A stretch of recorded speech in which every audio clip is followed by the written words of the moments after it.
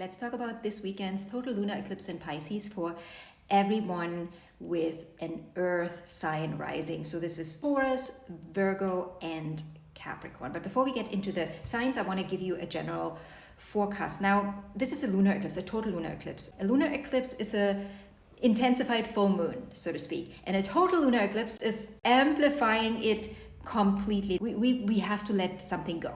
But at the same time, this is a north node eclipse. So we got to let this go so we can move to the next level in our lives. And this one is particularly strong for someone that has a lot of Virgo placements, a lot of Pisces placement, a lot of Sagittarius or Gemini placements as well.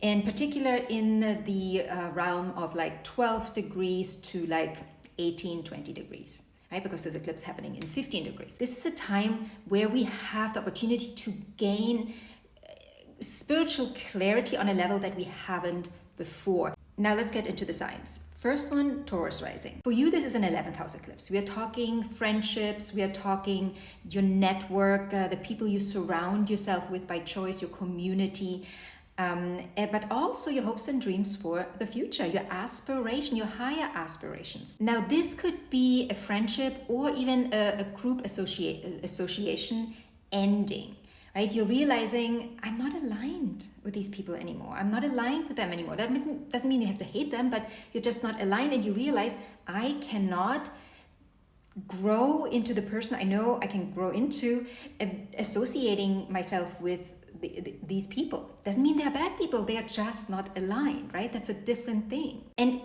if they don't end, they could also be redefined or a shift. So, you associate differently with this group or with these people. You might also become clearer about your long-term goals and your, like I said, your higher aspirations. And you might really actually see now what is real, quote unquote, and what isn't, and what is for you and what isn't. And again, who do you want to take with you along, like for that ride? And who you cannot take with you because you can't trust these people. They are not aligned. They hold you back. They weight you down because they are not going where you're going.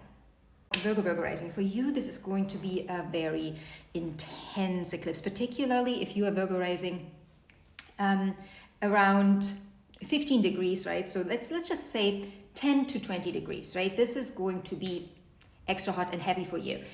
Also, if you have a lot of Virgo placements or the Virgo sun, right? If this is happening on your sun, this might be extremely heavy as well for you. And for you, this is particularly related to partnerships, like long-term partnerships, romantic partnerships, your marriage, your partner in marriage, but also business partnerships, one-on-one relationships. Like a relationship might shift and change dramatically. It might be unrecognizable. You're now realizing, oh, this is not working for me anymore. And then you, in the next few weeks, you're letting go of it, or it's shifting and changing. So this can be a shift and change within the relationship, right? Why you and like it's cycle ending quite literally in the relationship, and you're starting a new cycle with that person, or you gotta let it go, right? It's like the hurricane. It's taken away. So this can be ending, transformation, or a deepening, right? And that deepening comes though through a shift, through a big shift that might not feel good at first. And it will be emotional, right? We're talking about the nodes of the moon here. There might be tears. There might be tears. It is time to ask for what you actually want in your relationship and also in your business relations. Like there's no like, let's see, maybe can they do it? Can they not? I'm not sure they are able to. If they're not for you. Goodbye. Let the frogs go. If you want a king, you cannot entertain the frogs, okay? That's all I have to say. Next one, Capricorn rising. For you, this is a third house eclipse. We are talking mindset shifts. We are talking communication. It might get loud. It might get emotional. There might be tears in communication, in conversation, but there might also be a big shift in your local environment and with siblings, your immediate family. The main thing I see here though is that for you, old thought patterns are dissolving, and you might not understand completely what is happening in that moment, right? Maybe someone says something, you're getting some news that completely shift the way you see a situation, and that can again particularly relate to immediate family members, but also your environment, your social circle that you surround yourself with. And this is not friendships necessarily, this is more like neighborhood. You might also have a breakthrough in showing up fully, speaking your truth, right? This is the throat chakra energy. You might all of a sudden be able to say the thing that you weren't able to say before. And there might be people that don't want to hear it.